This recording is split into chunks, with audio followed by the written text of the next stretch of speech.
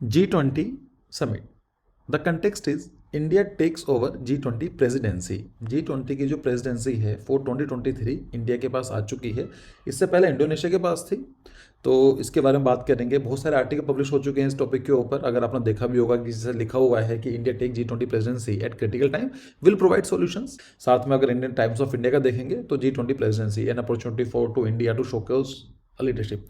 ऐसे बहुत सारे आर्टिकल आए हैं। इवन ये मैंने देखा है कि it's a very proud moment for India कि G20 अभी हम बात करेंगे पूरा कि क्या ग्रुप क्यों है, क्यों बना था, इसके ऑब्जेक्टिव्स क्या हैं, चैलेंजेस क्या हैं। तो G20 एक बहुत बड़ा ग्रुप है और ये बहुत ही प्राउड वाली बात है कि इंडिया उसको हेड करेगा फॉर 1 ईयर। और ये पहली बार ऐसा हुआ है कि इतने बड़े स्केल पर इतनी कंट्रीज़ को इंडिया बुलाएगा। ठीक है। तो इसके ऊपर भी कई सारे मैंने चीज़ देखी हैं, आर्टिकल्स तो लिखे ही जा रहे हैं। इवन जो रेडियोज़ में भी मैं सुनता हूँ, रेडियोज़ को गाड़ी में चलाते हुए, तो वहाँ पर भी इंडियन गवर्नमेंट भी काफ़ी टारगेट कर रही है। बहुत सारी ऐड आपको देखने को मिल जाएंगी। ठीक है। तो जैसा आप ये देख रहे हैं फोटो में, तो इंडोनेशिया के जो प्रेसिडेंट है इनका नाम है जोको वेडेडू। नाम याद नहीं करना है आपको। इन्होंने हैंडओवर किया है हैमर मोदी जी को। तो ये हैमर का मतलब यही है कि G20 का जो प्रेसिडेंसी है वो शिफ्ट कर दी गई है 1 साल के लिए मोदी जी के पास। ऐसे ही बहुत सारे आप देखेंगे फोटोग्राफ भी कि यहाँ पर जो बाइडन है वो उनको सैल्यूट कर रहे हैं। तो ये फोटो भी वायरल हो गई थी। अगर हम बात करें G20 है क्या, तो देखो India assume the presidency of the G20 grouping from Indonesia on 1 दिसंबर 2020। मतलब लेटेस्ट न्यूज़ है ये, 1 महीने पहले की है। तो G20 क्या है? जी का मतलब होता है ग्रुप एंड 20 का मतलब है 20 कंट्रीज। तो ये 20 कंट्रीज का ग्रुप है। अभी 20 कंट्रीज कौन कौन से हैं? तो देखा जाए तो इन जो 20 कंट्रीज है सेलेक्ट किए गए हैं, it is a most dominating countries. मतलब 19 तो कंट्रीज हैं, 1 यूरोप यूनियन भी है। तो अगर हम बात करें कि ये टोटल ओवरऑल जो 20 कंट्रीज़ हैं उनका 85% दुनिया में जो कुछ भी बनाया जाता है, जीडीपी जो वर्ल्ड की जीडीपी का 85% इन कंट्रीज़ में होता है। जितनी भी ट्रेड होता है पूरी दुनिया में 75% जो ट्रेड है वो G20 कंट्रीज़ करती हैं। और 2/3 मतलब 66% पॉपुलेशन वो G20 जो कंट्रीज़ हैं उसमें ही रहती हैं। तो आप समझ सकते हैं कि अगर इंडिया उनको टारगेट कर रहा है तो 85% of world GDP, 70% of world trade and 66% of the world population. तो अब ये जो समिट होगी, ये नॉर्मली जो मेन समिट होगी वो सितंबर के लास्ट में होगी फॉर 2023। लेकिन इसका मतलब ये नहीं सिर्फ एक बार बुलाएंगे, इसमें अराउंड 32 डिफरेंट सेक्टर्स को टारगेट करते हुए 200 के आसपास मीटिंग होने वाली है। So during the course of its G20 presidency India will host about 200 meetings in 32 different sectors. Sectors क्या क्या हो सकते हैं? ट्रेड एंड कॉमर्स हो सकता है, टूरिज्म हो सकता है, टेररिज्म हो सकता है, सिक्योरिटी हो सकती है, डिजास्टर मैनेजमेंट हो सकता है, फाइनेंशियल इंक्लूजन हो सकता है, फाइनेंशियल इंस्टेबिलिटी हो सकती है ना। बहुत सारे टॉपिक के ऊपर ये फैक्टर्स हैं जो इंडियन को टारगेट करेगा। अच्छा, इसके साथ साथ एक चीज़ भी याद कर लीजिए कि ये लोगो है G20 का, भारत में लिखा हुआ है। तो यहाँ का जो थीम है उसका नाम है वासुदेव कुटुंबकम। तो कहते हैं पूरी दुनिया ही हमारा घर है, वासुदेव कुटुंबकम। तो और जो उसकी टैगलाइन है वो है one earth one family and one future. एक ही पृथ्वी है, एक ही परिवार है और एक ही भविष्य है। तो ये क्वेश्चन भी आपको पूछा जा सकता है। कौन कौन सी कंट्रीज आते हैं? तो इंडिया है, China, Russia, Argentina, South Korea, Turkey, Japan, Mexico, Saudi Arabia, European Union. तो ये कंट्री नहीं है, it's group of the countries. Europe का कंट्रीज है South Africa, Indonesia, Italy, USA, Canada, Brazil, UK, Argentina, France and Germany. So these are the 20 group, 20 countries forming the one group. This is G20। एक question आपके लिए है, मैं 2 question पूछूंगा इस video में, आपको कमेंट में जवाब देना है कि in which of the following groups are all the 4 countries members of the G20। मतलब आपको बताना है कि G20 में कौन कौन से कंट्रीज हैं, कौन सा ग्रुप सही है। तो आप एलिमिनेट करना स्टार्ट करेंगे तो you will easily get the right option. जो ये ग्रुप था G20, ये फॉर्म किया गया था 1999। मतलब आज से करीब 23 साल पहले, 23-24 साल के आसपास उसकी बात है। तो तब फॉर्म किया गया था। क्यों फॉर्म किया गया था? एक्चुअली 1990s में एक क्राइसिस आया था और ये क्राइसिस के अंदर ईस्ट एशिया मतलब जापान, चाइना, कोरिया और साउथ ईस्ट एशिया और ये सिंगापुर, मलेशिया, थाईलैंड, इस पार्ट को बोलते हैं south east Asia and the east Asia. वहाँ पर एक प्रॉब्लम आई थी और वहाँ पर क्राइसिस हुआ, फाइनेंशियल मतलब पैसों से रिलेटेड क्राइसिस रहा है ये। इंडिया के अंदर भी इसका इफेक्ट देखने को मिला है। अगर आप देखेंगे इंडिया की हिस्ट्री पढ़ेंगे तो 1991 के अंदर एलपीजी रिफॉर्म्स किए गए थे।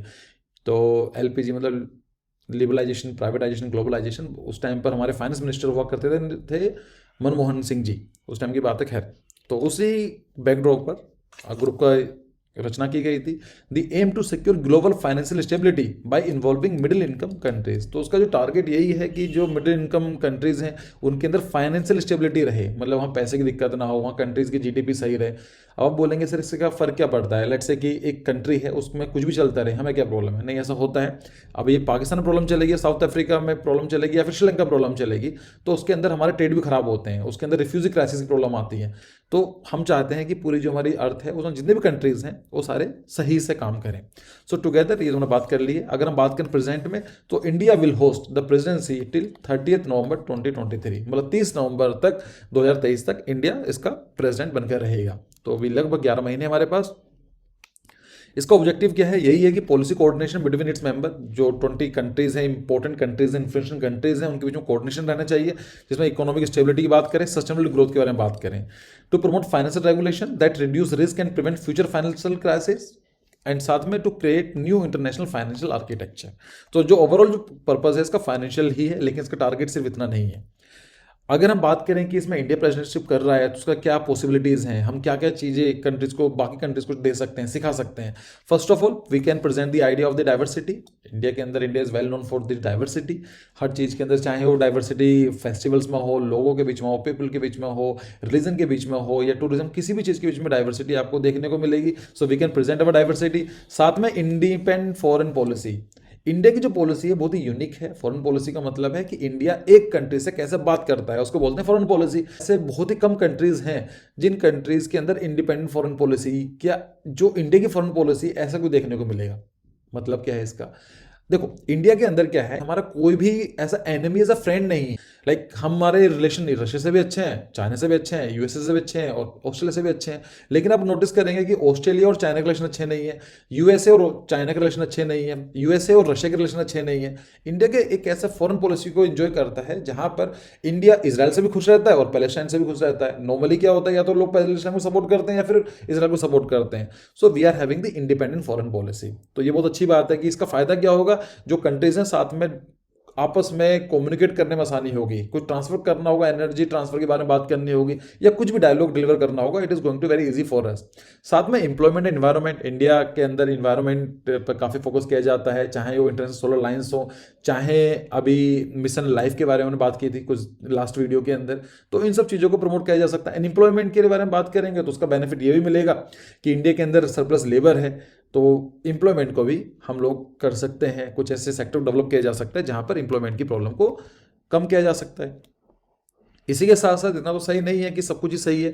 चैलेंजेस क्या हैं?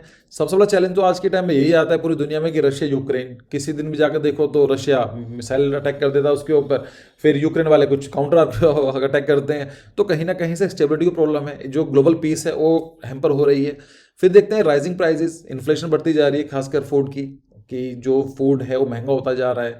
तो उन सब चीज़ों को भी देखना पड़ेगा। साथ में क्या है कि एनर्जी क्राइसिस भी हैं। इंडिया रशिया से फ्यूल मंगाता है, लेकिन बाकी कंट्रीज नहीं चाहते हैं कि रशिया से रिलेशन अच्छे हों इंडिया के, क्योंकि कहीं ना कहीं ग्लोबल प्रेशर पड़ता है रशिया के अगेंस्ट इंडिया के रिलेशन विद रशिया। नेक्स्ट आता है थ्रेट ऑफ स्टैगफ्लेशन। स्टैगफ्लेशन का मतलब क्या होता है? इट्स इकोनॉमिक टर्म जहां पर एक ऐसी कंट्री के अंदर की ना तो इकोनॉमिक ग्रोथ हो रही है और जो इन्फ्लेशन बढ़ती चली जाए। नॉर्मली ये देखा जाता है, इकोनॉमिक का जो कॉन्सेप्ट है, कि जैसे ही कंट्री ग्रो करती है तो वहां पर महंगाई बढ़ती है। मतलब सिंपल है, ग्रो कैसे करेगी? आपकी इनकम 10,000 रुपये, अगले साल 20,000 हो जाएगी, तो इकोनॉमी की ग्रोथ हो रही है। तो ये देखने को मिलता है कि इन्फ्लेशन बढ़ती है। लेकिन स्टैगफ्लेशन एक ऐसी कंडीशन होती है कि इकोनॉमी बढ़ तो नहीं रही है, लेकिन साथ साथ जो इन्फ्लेशन है वो बढ़ रही है, उसको बोलेंगे स्टैगफ्लेशन। अदर इशूज़ भी हैं, जैसे टेररिज्म का इशू है, और देखते हैं कि डिजास्टर मैनेजमेंट का इशू है। आज के टाइम के अंदर देखते हैं पेंडेमिक का इशू है, कहीं पर बीमारियाँ फैल जाती हैं, फिर से न्यू वेरिएंट की बात चल रही है, और भी चीज़ें साथ में काम करती हैं। इन्वायरमेंट इश्यूज हैं, ग्लोबल वार्मिंग है, क्लाइमेट चेंज है। तो एक क्वेश्चन आपके लिए और है कि what is the theme for the G20 summit happening in India? उसकी थीम क्या है? तो इसको आपको जवाब देना है कमेंट सेक्शन में। अगर आपको वीडियो अच्छी लगी है तो आप बताइए, and thank you for your precious time. इतना कीमती समय देने के लिए बहुत धन्यवाद। See you in the next video.